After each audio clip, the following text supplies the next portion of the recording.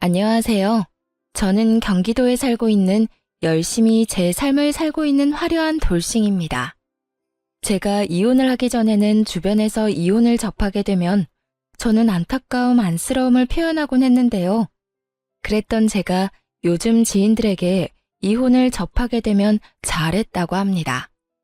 그만큼 전 지금 제 생활에 만족하고 지내며 요즘 같은 세상에 이혼 같은 건 흠도 되지 않는다고 생각하는데요. 지금은 이런 생각까지 하는 저이지만 저 역시 이혼을 할 당시에는 온갖 잡념들에 휩싸여 이혼을 하지 못하고 이리저리 끌려다녔습니다. 그러면 제가 어떤 일들을 겪었고 어떻게 해서 이혼까지 하게 되었는지 제 사연 들어보실래요? 저와 남편은 연애를 길게 하고 결혼까지 하게 된 부부였습니다. 연애를 하기 전에는 친구로 지냈기에 가끔 남편의 집으로 가곤 했고 연인이 되면서도 시댁에 자주 왕래하면서 지냈던 것 같아요. 남편 역시 친정에 자주 놀러 오기도 했고 친정 부모님과 시간을 보내며 자연스럽게 가족이 되어갔죠. 시댁에서는 저를 특히나 예뻐해 주셨는데 남편이 외동이었던 터라 딸이 생긴 것 같다며 저를 많이 예뻐해 주셨었죠. 아름아, 넌 좋아하는 음식이 뭐니? 다음에 올 때 그걸로 해주마. 저 다 잘 먹어요. 어머님은 뭐 좋아하세요? 제가 다음에 해드릴게요. 그 작은 손으로 요리까지 할 줄 알아? 잘은 못하는데 기본적인 거 몇 가지만 할 줄 알아요. 어머님 입맛에 맞을지는 모르겠지만요. 당연히 다 맛있겠지. 아름이가 만들어주는 거면 소태밥도 맛있게 먹을 수 있는걸? 그런데 그런 일은 나중에 네 가정 생기면 네 자식한테나 해주고 지금은 내가 해주는 음식 먹어주려무나. 난 아름이 네가 맛있게 먹는 모습 보는 게 너무 좋단다. 허구한 날 허겁지겁 전쟁 치르듯 먹는 남자들만 보다가 너처럼 오물오물 토끼처럼 먹는 거 보고 있으면 이 엄마가 너무 행복해. 시모는 늘 저에게 귀엽다, 사랑스럽다, 행복하다 등의 말을 해주었고 그런 말을 들을 때마다 제가 특별한 사람이 된 것 같아 참 행복하더라고요. 여러모로 전 그런 시댁 분위기가 좋았고 남편을 사랑하기도 했지만 이런 시댁이라면 저도 가족으로 인정받고 사랑받을 수 있겠다는 생각이 커 결혼까지 하게 되었습니다.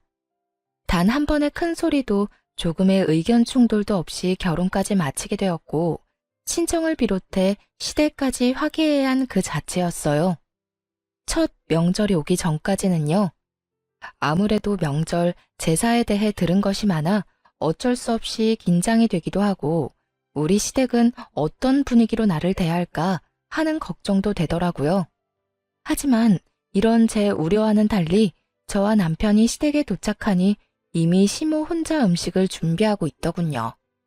전 당연히 제가 오면 함께 시작할 거라 예상했던 터라 이런 상황은 생각지도 못했는데 조금 당황스럽더라고요. 죄송스럽기도 했고요. 심지어 준비만 하신 게 아니라 이미 반 이상을 해놓으신 터라 전 급하게 옷을 갈아입고 나머진 제가 하겠다며 앞치마를 하고 나섰습니다. 어머님, 이제 제가 할 테니 들어가서 쉬세요. 전 당연히 제가 오면 시작하실 줄 알았는데 언제부터 하신 거예요? 죄송해요. 다음부턴 좀 더 일찍 올게요. 아니야. 늘 혼자 해왔는데 뭐. 신경 쓰지 말고 옷부터 편한 걸로 갈아입으려무나. 이미 갈아입었어요, 어머님. 그러니까 이제부터 좀 쉬세요. 저 생각보다 잘해요. 그럼 우리 며느리 잘하는 거 다 알지. 다 아는데. 정말 거의 다 해서 네가 할 게 없어서 그래. 괜히 너까지 힘 빼지 말고 일단 조금 쉬어. 곧 있으면 끝이니까 뒷정리나 좀 도와다오. 그러면 제가 옆에서 전이라도 뒤집을게요. 그 정도는 하게 해주세요. 이때까진 분위기 좋았습니다. 누가 먼저라고 할 것도 없이 서로 나서 일을 하려고 했고 서로의 등을 떠밀며 조금이라도 더 쉬게 해주려고 했죠. 음식을 다 마련하고 나선 시모가 쉬는 동안 혼자 뒷정리를 빨리 끝내버리곤 빨래부터 시작해서 대청소도 다 해버렸습니다. 시모가 일을 워낙 못하게 하니 빨래 대청소를 하는데 기분이 나쁘기는커녕 뿌듯한 마음마저 들더라고요. 혼자 아침부터 고생했을 시모에게 조금이라도 도움이 되었다는 생각에서 말이죠. 이런 제 마음을 알았는지 시모는 이런 말까지 해주더군요. 어쩜 그렇게도 손이 야무질 수가 있는지. 덕분에 이번 명절엔 몸살 걸릴 일 없이 잘 지나가겠구나. 음식 준비부터 뒷정리도 잘하고 아주 집안일을 우리 아름이가 다 해준 덕에 이 엄마가 편하구나. 시모는 제 두 손을 쓰다듬으며 애정을 듬뿍 담은 말을 해주었고 사랑받고 있다는 생각이 들어 참 기쁘더라고요.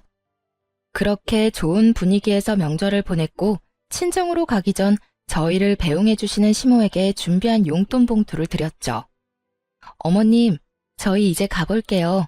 덕분에 많이 배우고 맛있게 먹고 잘 쉬다가 가요. 아, 그리고 어머님, 여기 용돈이요. 첫 명절이고 해서 준비했어요. 시모는 정말 생각도 못했다는 듯 놀란 눈을 하고 봉투를 보더라고요. 이걸 받아도 되나 하는 고민을 하는 시모의 손에 저는 봉투를 쥐어드렸고 시모는 감동한 듯 저를 보며 이렇게 말하더군요. 어머나, 이런 거 필요 없는데. 이래서 다들 딸 타령을 하는가 보구나. 우리 아들은 생전 이런 봉투 내미는 법이 없었는데. 에이, 엄마, 생신 때 용돈 드렸잖아요. 생일마저 입 닦으면 네가 아들이야? 그건 당연한 거야. 어찌되었든 아가, 고맙다. 내가 잘 쓰마. 여기까지도 좋았습니다. 그런데 봉투를 확인한 시모가 불현듯 이런 말을 하더라고요. 미세하게 굳은 표정을 지어 보이면서요. 그런데 혹시 너희 친정에도 명절이라고 봉투 준비했니? 전쟁의 시작과도 같은 질문이었습니다. 시모는 살짝 굳은 표정으로 저에게 물어왔고 시모의 의중을 알 수 없었던 저는 있는 사실 그대로 대답했어요. 굳이 숨길 필요도 없었고 차별을 두어 준비를 했던 것도 아니었으니까요. 네, 친정도 봉투로 준비했어요. 저는 매년 친정에 용돈 드렸었거든요. 그래서 올해도 마찬가지로 준비했어요. 그 순간 시모의 표정이 걷잡을 수 없이 굳어지며 완전히 다른 사람처럼 저에게 따지듯 닥달을 하더라고요. 그런 법이 어디 있니? 이제 시집 왔으면 친정을 챙길 필요 없지 않니? 넌 이제 우리 집 사람인데 왜 친정까지 챙기는지 모르겠구나. 애 없을 때 한 푼이라도 더 모을 생각을 해야지. 이제 보니 우리 아름이가 다 좋은데 돈 쓰는 씀씀이가 좀 해픈 것 같네. 너희 돈 관리는 누가 하니? 네가 하고 있으면 우리 아들한테 맡겨. 알겠지? 그리고 용돈 같은 건 앞으로 친정해 주지 말고 다 너희 생각해서 하는 말이야. 과연 내가 알던 시모가 맞는지 의문이 다 들더군요. 어떻게 돈 앞에서 사람이 이렇게까지 이중적인 면모를 드러내다니요. 얼마나 충격적이었으면 말문이 막히는 것은 물론이고 기분이 나쁘다는 생각조차 들지 않았어요. 제가 아무 말도 하지 않고 있자 제 눈치를 살피던 남편이 입을 떼더라고요. 에이, 엄마, 그런 건 우리가 알아서 할게. 자자, 우리도 이만 가봐야겠다. 우리는 갈 테니 푹 쉬어요. 그렇게 남편의 손에 이끌려 친정에 가게 되었고 저는 친정에서 어떻게 지냈는지도 모를 만큼 넋이 나가 있는 상태였죠. 모든 일정을 끝내고 집으로 돌아오자 그제야 제가 무슨 말을 듣고도 말 한마디 하지 못한 건지 자각이 되더라고요. 그와 동시에 화가 올라왔고요. 여보, 혹시 나 당신이랑 사는 동안엔 우리 집에 용돈도 주면 안 되는 거야? 갑자기 그게 무슨 말이야? 아, 엄마가 한 말 때문에 그래? 그 말을 뭘 신경 쓰고 그래. 그냥 그런가 보다 하고 신경 쓰지 마. 엄마한텐 알겠다 하고 우린 우리가 하고 싶은 대로 하면 돼. 아무리 그렇게 하면 된다고 해도 나 어머님 말씀 기분이 너무 나빠. 어떻게 그렇게 말씀하실 수가 있어? 시집온 딸은 자식도 아니야? 뭘 그런 말을 곱씹고 있어. 괜히 당신 기분만 나쁘게. 워낙 옛날 분이라 그래. 그런 부분에선 아무리 설득하고 타협하려고 해도 도무지 안 되더라고. 그러니까 당신도 그냥 들어도 못 들었다고 생각하고 지내줘. 응? 그거 말고는 다 당신 편하게 맞춰주시잖아. 아무리 그래도 기분이 상하는 걸 어떻게 해. 내가 앞으로 그런 말 나올 것 같으면 한 발 앞서 막아주도록 노력할 테니까 기분 풀고 좀 쉬자. 당신도 지금 피곤해서 예민해져 있어. 응? 남편은 제 기분을 풀어주려 노력했고, 저는 기분은 상했지만 그냥 넘어가기로 했습니다. 남편의 말대로 딱 그 부분만 아니면 시모는 꽤 괜찮은 시모라 생각했으니까요.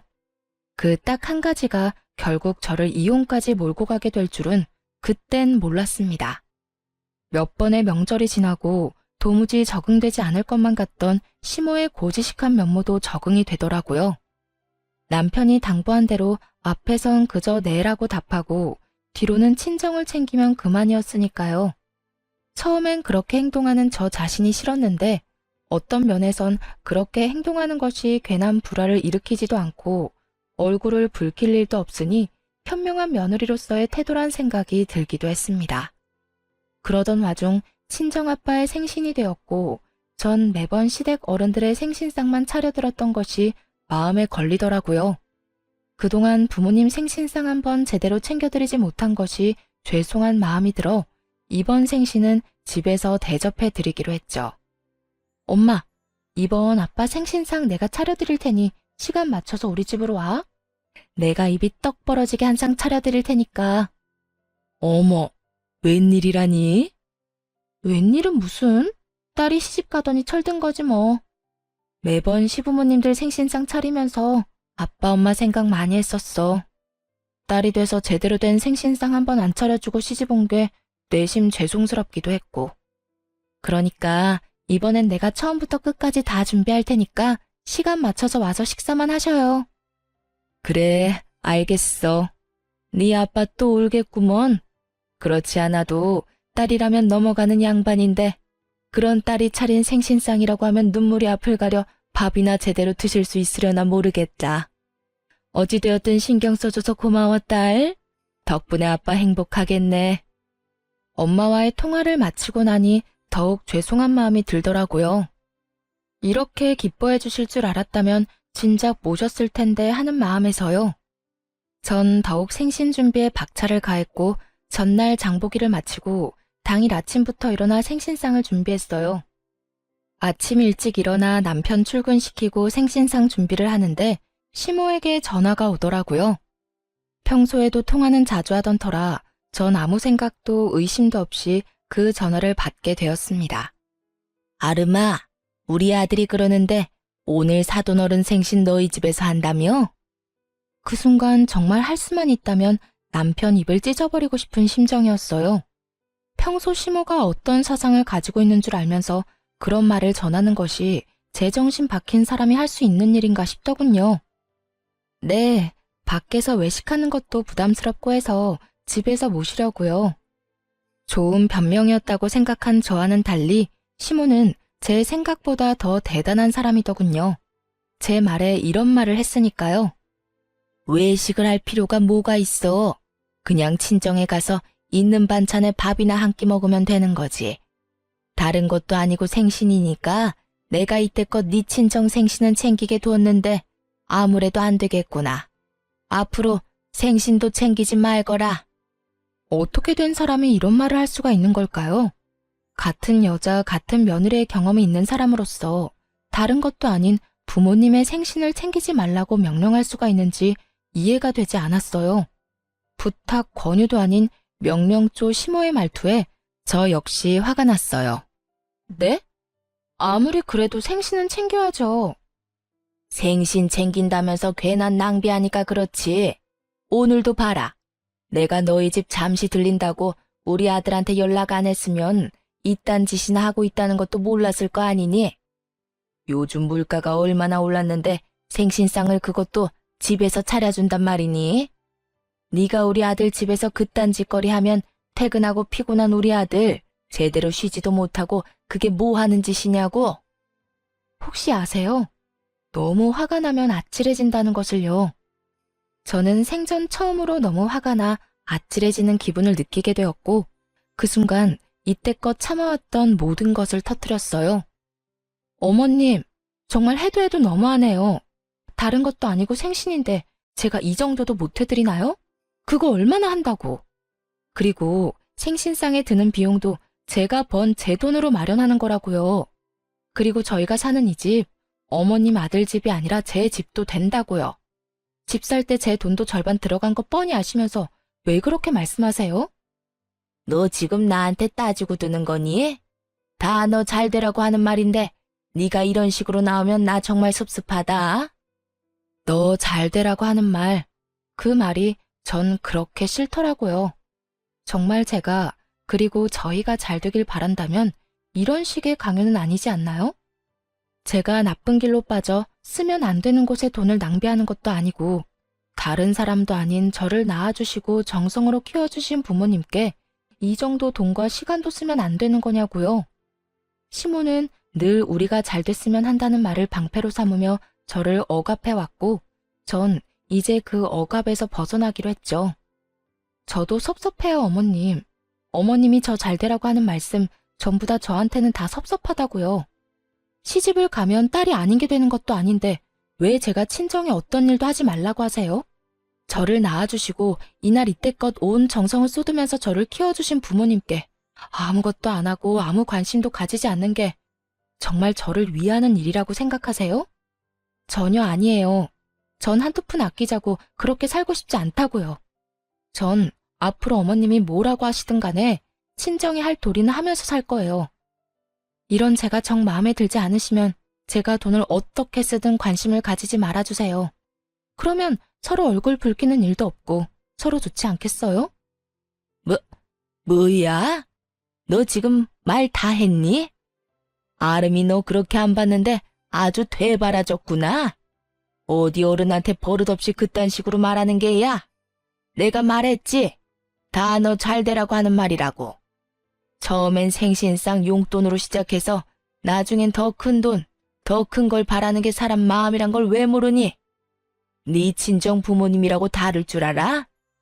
나이 더 들면 기댈 거라곤 자식밖에 없을 텐데 그때 가서 너 어떻게 하려고 지금부터 지갑 노릇을 하려고 하냔 말이다. 저희 부부가 진짜 누구의 지갑 노릇을 하고 있는데 이딴 말을 하는지 모르겠더라고요. 시모는 친정에는 용돈도 주지 말라고 하며 달마다 저희에게 용돈을 받아 쓰는 것도 모자라 병원도 회사 다니는 저를 꼭 데리고 다니며 그 병원비조차도 저에게 다 내라고 하는 사람이었습니다. 그런 사람이 저딴 말이나 하니 퍽이나 진정성 있어 보이더라고요. 제발 그 말 좀 하지 마세요. 다 저 잘 되라고 한다는 그 말이요. 그게 어떻게 제가 잘 되라고 하는 말이에요? 그리고 지갑이요?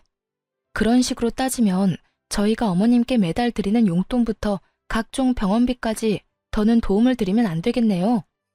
어머님 역시 이제 기댈 거라곤 외동아들 하나뿐일 텐데 사람 마음 모르는 거라고 저희한테 더 큰 걸 바라면 어떻게 해요? 그걸 말이라고 하니? 진정하고 시댁이 갔니?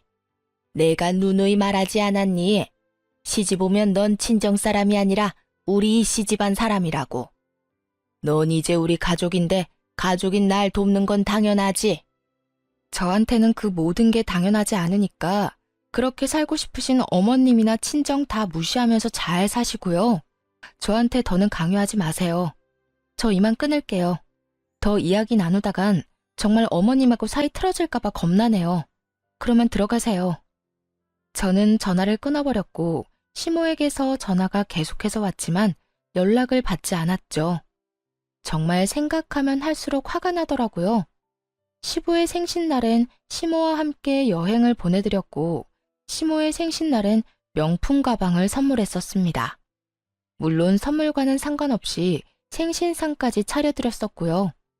그땐 이런 며느리가 또 없다고 덕분에 이런 호강을 다 누려본다고 했던 사람이 어떻게 그깟 생신상 한번 마음 편하게 차리지도 못하게 하는 것인지 너무 화가 나더라고요. 이런 부모도 부모라고 그 큰 돈을 들여가며 신경을 쓰고 대접했던 저 자신에게도 너무 화가 나기도 했습니다.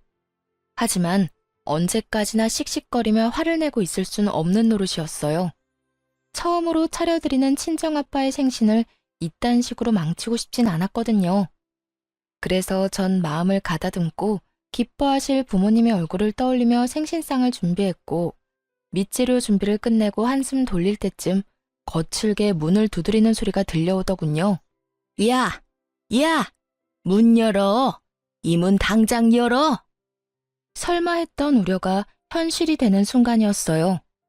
화가 머리끝까지 난 시모는 집으로 들이닥쳤고 제가 문을 열어주자마자 저를 밀치고 집으로 들어오더니 화를 내며 기껏 준비한 재료들을 다 엎어버리기 시작하더군요. 이게 무슨 짓이에요? 그만두세요. 그만하시라고요. 이거 놔라 이년아. 네가 그만하라고 하면 내가 그만할 줄 알아? 어디 건방지게 뭐? 강요하지 마. 신경을 꺼. 내가 너한테 어떻게 했는데 네가 감히 나한테 그런 식으로 명령을 해. 이 고약한 년. 내가 너 버릇을 단단히 고쳐줄 거다. 생신상?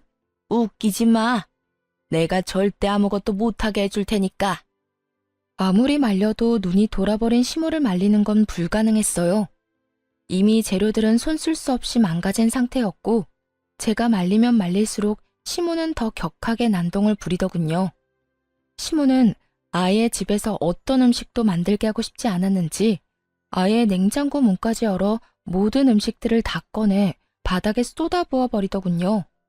전 그저 그런 시모를 지켜보며 분이 풀릴 때까지 지켜보기로 했죠. 그러면서도 남편에게 연락해 당장 집으로 오라는 말을 전했고 시모의 난동을 부리는 모습을 동영상으로 남기기도 했습니다. 네 년이 감히 날 우습게 봐? 이게 오냐오냐 해줬더니 어른 무서운 줄 모르고 날뛰는 꼴이라니. 내가 이렇게까지 하는데도 네가 생신상 차려낼 수 있을지 두고 보자. 시모는 끊임없이 저를 향한 분노를 뱉어내며 난동을 부려댔고 그 사이 집에서 가까운 회사에 다니던 남편이 집으로 불이 나게 뛰어들어오더군요. 모든 광경을 목격하게 된 남편은 많이 놀랐는지 멈칫거리며 입을 벌리더라고요. 그것도 잠시 반찬통을 들고 바닥으로 집어던지려는 시모를 가까스로 저지한 남편은 시모에게 소리를 지르며 화를 냈어요. 엄마, 이게 다 뭐야? 도대체 이게 무슨 짓이야? 이 사람이 무슨 잘못을 얼마나 했다고 이딴 짓까지 하냐고. 이거 놔라. 저 물건이 나한테 한 말 들으면 너도 내가 왜 이렇게까지 했는지 다 이해할 것이다. 저 사람이 어떤 말을 어떻게 했든 이건 아니지. 엄마가 뭐 때문에 화가 났는지 대충 알겠는데 그 어떤 이유로 얼만큼 화가 났던 간에 이건 아니야. 자신을 이해하기는커녕 저를 두둔하고 나서는 남편을 보며 시모는 더 큰 분노를 느끼는 듯했고 그 분노의 화살은 다시 저에게로 향하더군요. 너 도대체 내 아들한테 뭐라고 했길래 내 아들이 나한테 이렇게 화를 내? 그리고 이를 데가 없어서 회사에서 열심히 일하는 사람한테 전화질을 한 게야? 너 이렇게까지 생각 없는 물건이었어? 그 순간 어떤 생각이 들었는지 아세요? 다 포기하고 싶다, 다 버리고 싶다였어요. 난장판이 되어버린 집만큼 제 마음 역시 난장판이 되어버린 상태였고 무엇보다 이 모든 광경을 부모님께 보이면 절대로 안 된다는 생각도 들었습니다. 다른 날도 아닌 생신날 이런 광경을 보게 된다면 그런 불효도 또 없을 테니까요. 화를 낼 가치도 없는 사람에게 화를 내고 싶지도 않았어요. 우선 전 봉지를 찾아들고 시모가 다 엎어버린 재료들을 챙겨놓고 시모의 손에 꽉 쥐어주며 이렇게 말했어요. 이거 덕분에 저는 못 쓰게 됐으니까 가져가서 저녁해 드세요. 어머니 말대로 요즘 물가가 장난이 아닌데 그냥 버릴 순 없으니까요. 어머님이 다 망쳤으니 어머님이 책임지시고 해결하시라고요. 그리고 뒷정리도 다 하고 가세요. 어머님 말대로 힘들게 일하고 온 어머님 귀한 아들이 이걸 다 치울 순 없는 노릇 아니겠어요? 그러니까 이 난리를 부린 어머님이 직접 다 치우고 가세요. 제 말에 시모는 몸까지 부들부들 떨며 손을 치켜들더군요. 전 그 손을 낚아채 뿌리쳐버렸고요. 이년이 감히! 자꾸 이년저년 하지 마세요. 전 어머님한테 그딴 욕 들을 만큼 잘못한 거 없어요. 그리고 제 몸에 손도 대지 마시고요. 저희 부모님이 맞고 다니라고 시집 보낸 거 아니고요. 행복하게 지내라고 시집 보낸 겁니다. 그러니까 앞으로 저한테 함부로 대하지 말아주세요. 여전히 몸을 부들부들 떨던 시모는 누가 말릴 새도 없이 이번엔 제 머리채를 획 잡아버렸고 워낙 순식간에 일어난 일이라 어떤 반응도 하지 못했어요. 그 순간 부모님의 목소리가 들리더라고요. 연락도 없이 이렇게 일찍 와도 되는 거야? 집에 가보고 없으면 전화하면 되죠, 뭐. 연락하면 분명 오지 말라고 할 게 뻔하다고요. 아무리 당신 생일상이라고 해도 어떻게 애한테 다 맡겨놓고 가만히 있어요? 나라도 가서 좀 도와야지. 그런데 왜 문이 열려있지? 얘는 겁도 없이... 어머, 이게 다 뭐야? 사돈, 뭐 하는 짓이에요? 아무래도 제가 마음에 걸렸던 부모님은 뭐라도 도울 마음에 일찍 저희 집으로 오셨고 남편이 급하게 집으로 들어오느라 문을 잠그는 것을 깜빡했던 것이었습니다. 참고로 저희 집은 디지털 자물쇠가 아닌 열쇠로 문을 열고 닫는 터라 문을 닫는다고 해도 잠기진 않는 문이었고 심지어 문을 제대로 닫지 않아 조금 열린 상태였던 거죠. 아무것도 알 리 없었던 부모님은 문을 열고 집으로 들어왔고 그곳에서 처음 본 것이 제가 시모에게 머리채를 잡혀 이리저리 휘둘리고 있는 상황이었던 것이었어요. 그것도 아빠의 생신날 말이죠. 제가 떠올리기도 싫었던 최악의 상황이 되어버렸고 제가 시모의 손에 휘둘리는 그 순간에도 부모님에 대한 죄송함에 어찌해야 할 바를 모르겠더라고요. 하지만 시모는 머리끝까지 화가 난 엄마의 고함을 듣지 못할 만큼 흥분한 상태였고 여전히 저를 놓을 기미가 보이지 않는 상태였습니다. 그 순간 엄마보다 더 화가 난 아빠가 다가와 시모의 손을 낚아채 멀뚱히 서 있는 남편의 쪽으로 시모를 던지듯 밀어버렸습니다. 시모는 남편의 품에 고꾸라졌고 그런 시모를 아빠는 무서운 표정으로 아무 말도 하지 않고 그저 노려보시더군요. 그런 아빠를 대신해 엄마가 시모에게 화를 내기 시작했습니다. 이보세요. 지금 도대체 이게 다 무슨 짓이에요? 우리 딸이 뭘 그렇게 잘못했다고 애를 이렇게까지 잡는 거냐고요? 아니, 잘못을 했더라도 말로 타이르면 되는 일이지 우리 애가 짐승도 아니고 어떻게 이런 짓을 할 수가 있어요? 입 없어요? 말할 줄 몰라요? 그 뚫린 입으로 말 좀 해보라고. 격한 감정을 드러내며 시모에게 따져묻는 엄마와 아무 대답도 하지 않는 시모. 그야말로 그런 난리가 또 없는 상황이었어요. 그 상황에서도 화가 나는 것은 시모의 침묵이었어요. 엄마의 그 어떤 물음에도 시모는 그저 침묵을 지키고 있었는데 그 침묵의 의미는 미안함이 아닌 그저 말도 섞고 싶지 않다는 느낌이 강하게 들었기 때문입니다. 엄마가 시모를 몰아붙이는 내내 시모는 빈정거리는 표정을 지어 보이며 입을 삐죽거리는 듯 엄마를 농락하는 모습을 보이더군요. 그 모습은 너는 짓거려라, 난 안 듣는다는 식의 무시와 다름이 없었고 엄마도 저와 똑같이 느꼈는지 말할 가치도 없다시며 저를 데리고 나와 친정으로 와버렸습니다. 그리고 그날 저는 몰랐던 사실을 알게 되었습니다. 그 여편네 진짜 미친 거 아니야? 어떻게 감히 너한테 이딴 짓을 할 수가 있어? 네 남편은 도대체 뭐 하고 있었니? 네가 그런 일을 당하는데 멀뚱히 서서 구경만 하고 있다는 게 말이나 돼? 엄마가 일찍 서두르지 않았으면 어떻게 됐을 거야? 여보, 그만해. 아름이 놀란 거 안 보여? 그러니까 애한테 그러지 말고 흥분 좀 가라앉혀. 네가 뭘 잘못했다고 고개 숙이고 있어. 딸, 고개 들어. 너 잘못한 거 하나도 없어. 엄마, 아빠, 죄송해요.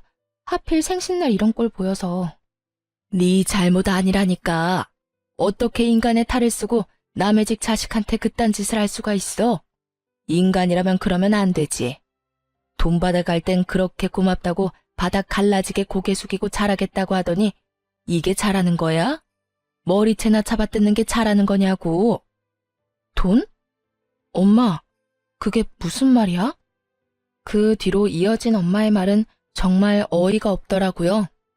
어느 날은 네 남편이 술 먹고 여기로 찾아왔더라. 그 옆편네 살던 집 주인이 당장 나가라고 했다던데. 돈이 없어서 마땅히 옮겨줄 집이 없다고 말이야. 생각 같아서 당장 집이라도 마련해주고 싶은데 대출 받는 것도 한계가 있고 큰 돈도 없어서 속상하다면서 울더라고. 얼마나 서럽게 울던지. 네 아빠랑 내가 신경 쓰여서 우리 노후 자금까지 내줬는데 어떻게 그런 우리한테 이딴 광경이나 보게 만들어? 그 옆편네도 그래. 우리한테 받은 돈으로 집까지 마련했으면서 어떻게 우리 딸이 너한테 그딴 짓을 해? 아니, 돈을 다 떠나서 자기 자식 귀하면 남의 자식 귀한 줄도 알아야지. 어떻게 남의 귀한 자식을 그런 식으로 대할 수가 있냐고. 내가 진짜 아까 그 장면이 머릿속에서 떠나지 않아. 속상해 미치겠어. 이렇게까지 감정 표현을 하는 분이 아닌데 많이 속상하시던 엄마는 제 앞에서 화를 내시며 우시더라고요. 평소라면 다 괜찮다고 그런 일도 있다며 제 등을 쓸어내려 주셨을 엄마가 우시는데 제 마음도 무너져 내리더군요. 그렇게 한참 울은 저는 겨우 마음을 진정시키고 생각을 정리했어요. 정리하면 할수록 이해가 되지 않더라고요. 저에게 말 한마디 하지 않고 친정에서 큰돈을 받아간 남편. 남편에게 그 큰돈을 받아 집을 마련한 시모. 친정에서 받은 돈으로 집까지 마련했으면서 친정엔 조금의 용돈도 용납하지 않았던 시모. 그 모든 게 이해가 되지 않았습니다. 더욱 괘씸한 건 남편이었어요. 시모의 집을 마련하던 시기에 제가 이것저것 물었던 적이 있는데 그때마다 남편은 저에게 거짓말을 해대며 어물쩍 그 상황을 넘어가곤 했으니까요. 그땐 친정에서 도움을 받았을 거란 생각도 못한 상황이라 속여봤자 대출금 정도라 생각했었어요. 그래서 효도하고 싶다는데 제가 뭐라고 나서나 하는 생각에 더는 아무 말도 하지 않았던 것이고요. 하지만 그 모든 행동이 저를 속이기 위한 행동이었다고 생각하니 너무나도 괘씸하더군요.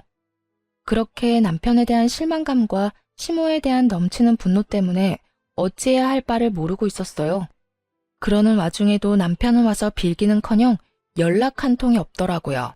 분노와 체념이 오가는 며칠이 흐른 후 남편에게 연락이 왔고 전 친정 근처 카페에서 남편을 만나게 되었습니다. 어쩌면 싹싹 빌며 사과를 해올 수도 있을 거라 생각했는데 남편은 다리를 꼬고 앉아 저에게 이혼을 통보하더라고요. 뭐 그 역시도 제 예상 안에 있기도 했지만요. 우리 이혼하자. 뭐? 이혼? 그래, 이혼. 엄마랑 많이 이야기해봤는데 아무래도 우리 이혼하는 게 좋을 것 같아. 당신이랑 엄마 사이에서 나도 힘들고 당신도 앞으로 우리 엄마 보기 싫을 거고 그러면 난 더 힘들어질 거고 우리 앞날이 뻔하잖아. 지금 이혼을 입 밖으로 내뱉고 싶은 사람이 누군데 감히 누가 먼저 이혼을 입 밖에 내나 싶더라고요. 그러면서도 그 검은 속내가 뻔히 보이기도 했고요. 이혼? 당연히 해야지. 그런데 당신 우리 집에서 돈 많이 받아갔더라. 그 돈으로 어머님 집 사는데 보태드렸고 이혼은 하는데 돈은 다 토해내야 하지 않겠어? 제 말에 남편은 그게 무슨 헛소리냐고 웃더라고요. 그러면서 하는 말은 정말 가관이었습니다. 내가 왜 그 돈을 줘야 해? 난 빌린 적도 없는데? 내가 빌려줬다는 증거라도 있어? 있으면 가지고 와 보든가. 이런 걸 보고 딱 잡아뗀다고들 하시죠? 네, 남편도 그런 적 없다며 딱 잡아떼기 시작하더라고요. 여유롭게 커피까지 홀짝홀짝 마셔대며 증거가 있다면 가지고 오라는데 그 모습이 참 하찮더라고요. 얼마나 보고 배운 것이 없으면 저렇게까지 뻔뻔할까 싶기도 하고 얼마나 생각하는 바가 밑바닥이면 저딴 행동밖에 하지 못할까 싶기도 해서요. 이혼의 단어가 나오고 난 후, 아니 어쩌면 어렴풋이 설마 이러진 않을까 했던 제 생각과 전혀 다르지 않은 하찮은 태도였어요. 부모님은 남편에게 차용증 한 장 쓰라는 말도 하지 않고 돈을 주었고 이체를 해주었다고는 하나 그냥 준 것이라고 우기면 할 말이 없는 상황이었죠. 하지만 제 부모님은 제가 생각했던 것보다 상황 대처 능력이 더욱 대단한 분들이시더라고요. 증거 있어. 이런 상황을 예상하고 그랬던 건 아니지만 우리 엄마 아빠가 그날 그 상황을 다 동영상으로 남겨놨다고 하시더라고. 네, 맞습니다. 부모님은 차용증 대신 홈 CCTV로 모든 상황을 녹화했고 그 녹화분을 따로 간직하고 계셨다고 하더라고요. 그 홈 CCTV는 제가 설치를 해드린 것이었는데 아무래도 두 분만 계시는 것이 불안해 설치해둔 것이 이렇게 쓰인 것이었죠. 그럴 리가 없다는 표정의 남편을 향해 동영상을 틀고 볼륨을 키웠죠. 장인어른, 장모님, 정말 감사합니다. 제가 형편이 되는 대로 조금씩이라도 갚겠습니다. 덕분에 저희 어머니 이제 이사 걱정 없이 보내실 수 있게 됐어요. 정말 감사합니다. 제가 이자까지 쳐서 꼭 갚겠습니다. 영상 속의 남편은 고개를 바닥에 박고 눈물을 흘리며 온 마음을 다해 감사한 마음을 전하고 있었어요. 그런 남편을 아빠는 일으켜 세우며 진정시켜 주셨고요. 그래, 이 돈으로 해결된다니 다행이네. 좋은 일인데 뭘 그렇게 울고 그래. 인제 그만 울고. 자네, 내가 이 돈 왜 빌려주는 줄 알지? 우리 딸 눈에 눈물 흘리게 하지 말라고 빌려주는 걸세. 돈 때문에 자네가 힘들어하면 우리 딸도 힘들 테니 우리 노후 자금까지 털어서 빌려주는 거라고. 네, 잘 압니다. 제가 아름이 눈에 눈물 흘리지 않게 잘하겠습니다. 정말 세상에서 제일 행복한 여자로 만들어줄 겁니다. 그래, 그거면 됐어. 혹시나 우리 딸 눈에 눈물 나게 하는 날엔 지금 이 돈 한 번에 다 갚아야 할 거야. 농담 아니네. 나는 다른 건 몰라도 내 딸 눈에 눈물 나는 꼴은 못 봐. 자네, 내 말 무슨 뜻인지 알지? 네, 잘 알겠습니다. 혹시나 아름이랑 제가 잘못되면 당연히 이 돈은 다 돌려드려야죠. 하지만 그런 일은 절대로 없을 테니 걱정하지 마십시오. 차용증이라도 쓰라고 하면 쓰겠습니다. 됐어. 차용증은 무슨. 그런 건 필요 없으니까 약속이나 잘 지켜. 아빠의 말처럼 차용증은 필요가 없었죠. 이렇게 버젓이 동영상이 있으니까 말이죠. 남편은 사색이 되어 저에게 아무 말도 하지 못한 채 눈만 동그랗게 치켜뜨고 있었고, 전 그런 남편에게 이혼 통보를 되돌려 주었어요. 이혼하자고 했지? 뭐라고 했더라? 우리 앞날이 뻔하다고 했었나? 그렇긴 해. 우리 앞날이 너무 뻔하게 잘 보여서 나도 더는 당신이랑 못 살겠다. 이렇게 이혼할 거 이때까지 왜 참고 살았나 모르겠어. 어찌되었든 위자료 청구는 할 거니까 준비해놔. 당신 포함해서 당신 엄마한테도 소장 갈 거니까 참고하고. 그러면 법원에서 봐. 할 말을 다한 제가 자리에서 일어나려고 하자 손바닥 뒤집듯 태도를 180도 바꿔버린 남편놈이 제일 가벼운 무릎부터 꿇더라고요. 여보, 잠시만. 정말 이혼하자는 말이 아니었어. 그런 뜻이 아니었다고. 내 말 좀 들어봐. 들을 말이 뭐가 있어. 네가 뭘 생각하는지, 어떤 생각으로 나한테 이혼까지 하자고 하는지 누구보다 더 잘 알고 있는 게 난데. 돈 빌려갈 때는 목이 부러지라 조아리면서 다 갚는다고 호언장담을 하더니 뭐? 빌린 적이 없어? 이 영상 없었으면 너 끝까지 그런 적 없다면서 이혼하자고 난리를 부렸겠지? 내 말이 틀려? 됐어. 너 같은 인간 쓰레기를 무슨 말을 더 하겠니? 난 이제 너한테 듣고 싶은 말도 전혀 없고 더는 너 같은 인간한테 하고 싶은 말도 없어. 아니야, 그런 게 아니라고.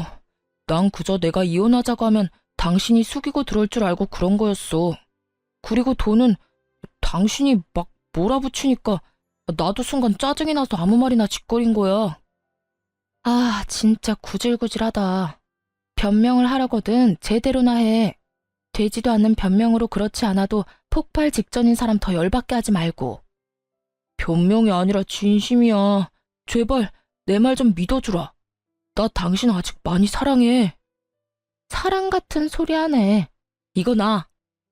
남편은 그제야 저를 붙잡고 늘어졌지만 전 그런 남편의 손을 뿌리치고 자리를 벗어났습니다. 그 후 예정대로 남편과 시모에게 소장을 날렸고 그 결과 위자료도 받고 이혼까지 마무리하게 되었습니다. 부모님 역시 전 남편에게 빌려주었던 돈을 다 돌려받게 되었고요. 친정 부모님께 줄 돈과 저에게 줄 위자료 때문에 전 시모는 집을 다시 팔고 작은 월세집으로 이사하게 되었고 전 남편 역시 저에게 최고액의 위자료를 주게 된 탓에 빚쟁이가 되어 전 시모의 집으로 들어가게 되었죠. 그렇게 모든 게 끝났다고 생각했는데 전 시모에게 전화가 오더라고요. 아름아, 잘 지냈니? 첫마디에서 온몸에 소름이 쫙 돋는 것이 귀신 목소리를 들은 것처럼 기분 나쁜 소름이 돋더군요. 전 아무 대답도 하지 않았고 그런 상황을 예상했다는 듯 시모는 아랑곳하지 않고 자기 말을 이어나가더군요. 잘 지내지? 잘 지내겠지. 우리 아름이는 야무지고 똑똑하니까. 다름이 아니라 내가 그동안 생각 많이 해봤는데 내가 여러모로 너한테 몹쓸 짓을 많이 했더구나. 너 같은 며느리가 또 어디 있다고 내가 너한테 그런 짓을 한 건지. 네 남편, 아니, 우리 아들한테 혼 많이 났다. 나 때문에 너랑 이혼하게 됐다고 날 많이 원망하더구나.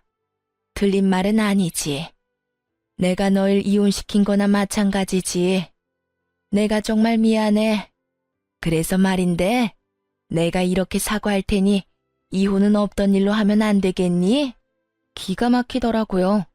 이제 와서 속내가 뻔히 보이는 사과를 하는 것도 어이가 없었지만 전 남편 역시 어이없기는 매한 가지였어요. 본인이 누굴 원망할 처지조차 되지 않으면서 감히 누굴 원망하는 것인지. 저요, 전 시모에게 그 모진 수모를 겪었을 때도 전 남편이 저도 모르게 큰 돈을 친정에서 받아갔을 때도 화가 나고 괘씸하긴 했지만 이혼하겠다고 확실하게 마음먹은 건 아니었어요. 시모야 연을 끊고 살면 되는 거고 다른 사치 부리는 데 쓴 돈도 아닌 부모 집 마련해준다고 빌려간 돈이야 갚으면 그만이라고 생각했으니까요. 하지만 전 남편은 제 이런 마음을 짓밟는 것도 모자라 부모님이 자신을 믿고 차용증을 쓰지 않았다는 것을 악용해 돈까지 꿀꺽 삼키려는 모습을 보며 비로소 이혼을 결심하게 되었던 것이었어요.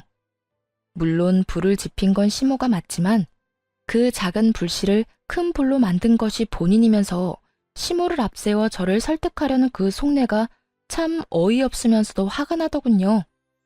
저는 그럴 생각 없어요. 전 그 인간한테도 오만정이 다 떨어졌다고요. 받을 도움은 다 받고 돈 안 갚아도 되겠다 싶으니까 저부터 버리는 남자. 당신 같으면 데리고 살고 싶겠어요? 거기에다 집도 절도 없는 빚쟁이인 남자를요? 저 그 정도로 바보는 아니에요. 아름아, 그러지 말고 다시 한 번만 생각해 주려무나. 우리 아들 금방 일어설 수 있어. 아직 나이가 젊잖니. 그러니까 그간의 정을 생각해서라도 다시 생각해 주려무나. 결국 전 시모는 악어의 눈물을 쏟아내며 매달리기 시작했고 전 그런 시모에게 이렇게 말했습니다. 그러니까요. 나이도 젊은데 제가 왜 그딴 인간이랑 살아야 하나요? 앞으로 살 날이 긴데 그딴 인간 뒷바라지만 하면서 살라고요? 밑 빠진 독에 물 부어가면서 고생할 마음 없으니까 다신 연락하지 마세요. 저는 전화를 끊어버린과 동시에 차단해버렸고 그 후론 연락이 닿는 일은 없었습니다. 참 한심하지 않나요? 가만히라도 있으면 절반이라도 간다고 그저 주는 대로 받고 하는 대로 가만히 두기만 했더라도 좋은 집에서 편하게 잘 살았을 텐데 괜히 건드리면 안 될 사람을 건드려서 저 고생을 하나 싶었네요. 뭐 자기 복 자기가 찬 거 아니겠어요? 요즘 전 친정에서 지내고 있어요. 회사는 여전히 잘 다니는 중이며 요즘엔 남자친구가 생겨 행복하고 아기자기한 연애를 하고 있는 중이랍니다. 지금 만나는 사람은 좋은 사람이에요. 따뜻한 사람이죠. 언제 어디서나 제가 우선이라고 말해주는 사람이고 만나는 지난날 동안 여름에는 손 선풍기를 겨울엔 핫팩을 건네주는 그런 따뜻한 마음과 세심한 배려를 할 줄 아는 남자예요. 무엇보다 길을 거닐 때면 꼭 저를 길 안쪽에서 걷게 하는 남자친구를 보며 이렇게 따뜻하고 세심한 사람도 있구나 하는 생각을 하곤 해요. 아직까진 결혼 생각은 없지만 지금 제가 사랑하는 남자친구의 모습이 변함이 없다면 그리고 이 모습이 정말 이 남자의 본 모습이라면 다시 한번 용기를 낼 수도 있을 것도 같아요. 그 정도로 요즘 행복하고 사랑 가득한 날들을 보내고 있습니다. 앞으로도 전 연애도 하고 일도 하며 제 삶을 행복하게 살아가 보려고요. 저 역시 처음 이혼했을 땐 다시 연애를 시작하는 것이 상대방에게 왜인지 죄를 저지르는 기분이 들더라고요. 하지만 곰곰이 생각해보니 제가 죄를 짓고 있는 건 아니더라고요. 제가 이혼 사실을 숨긴 것도 아니고 이혼을 한 게 죄는 아니니까요. 제가 뭘 하든 어떤 연애를 하든 그건 제 자유 아닐까요? 그러니까 저와 비슷한 상황의 돌싱녀, 돌싱남 분들, 우리도 행복하게 살아봐요. 언제까지나 아픔에 절망감에 빠져 시간을 낭비할 순 없지 않을까요? 충분히 아파했고 충분히 힘들었던 만큼 이제 우리 다들 행복합시다. 꼭 새로운 사람을 만나 새로운 출발을 하는 것만이 아닌 본인이 원하는, 본인이 꿈꾸는 그 행복을 위해 다 함께 노력해봐요. 그러면 저는 모든 분들의 행복하고 사랑 가득한 삶을 응원하며 이만 물러가 볼게요. 긴 사연 들어주신 모든 분들 감사합니다.